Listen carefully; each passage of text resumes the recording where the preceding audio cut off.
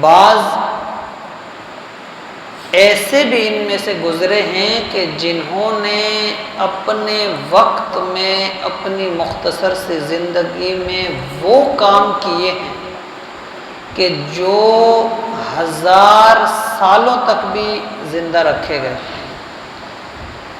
اور ہر 100 سال میں ایمان کی، اسلام کی مسائل کی تجدید کے لیے اللہ تعالیٰ اپنے بندوں کو مقرر کرتا ہے، جسے ہم مجدد کہتے ہیں۔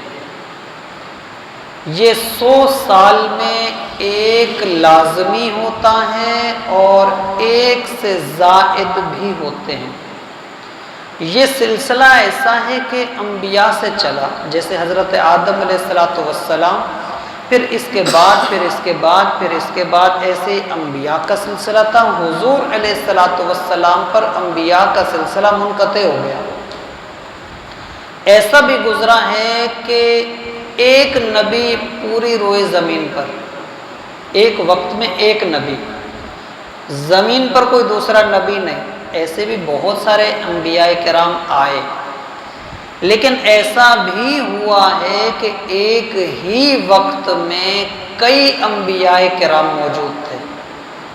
وقت ایک ہی تھا، زمانہ ایک ہی تھا، امت ایک تھی، لیکن انبیاء الگ الگ تھے۔ جیسے حضرت موسیٰ علیہ السلام، آپ کے ساتھ ہی حضرت ہارون علیہ السلام، آپ کے بھائی تھے۔ اسی دور میں حضرت شعیب علیہ السلام، یہ بھی اسی دور کے نبی ہیں، ایک ہی وقت میں۔ بلکہ حضرت موسیٰ علیہ السلام حضرت شعیب علیہ السلام کی بکریاں بھی چراتے رہے کچھ ٹائم تک۔ انبیاء ہیں لیکن وقت ایک ہے، امت ایک ہے، سب کچھ ایک ہے۔ شریعت جو تھی وہ حضرت موسیٰ علیہ السلام کی چلی۔ اسی طرح سے مقصود یہ کہ ایک وقت میں ایک نبی اور ایک وقت میں کئی نبی بھی رہے، یہ زمانہ۔ پھر اس کے بعد حضور سید عالم صلی اللہ علیہ وآلہ وسلم کا جب زمانہ آیا، ظاہری وقت آیا، اور آپ نے اعلان نبوت فرما دیا، آپ پر یہ سلسلہ منقطع ہو گیا کہ آپ کے بعد کوئی نبی نہیں ہے، آپ آخری نبی ہیں۔ اس کے بعد پھر علماء کو انبیاء کا وارث قرار دیا گیا۔ تو انبیاء کے جو وارثین تھے وہ علماء تھے۔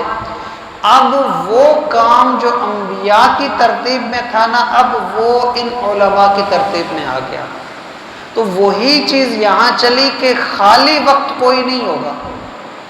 جیسے کوئی زمانہ بیچ میں ایسا نہیں گزرا جس میں کسی نبی کی شریعت پر وہ نہ ہو۔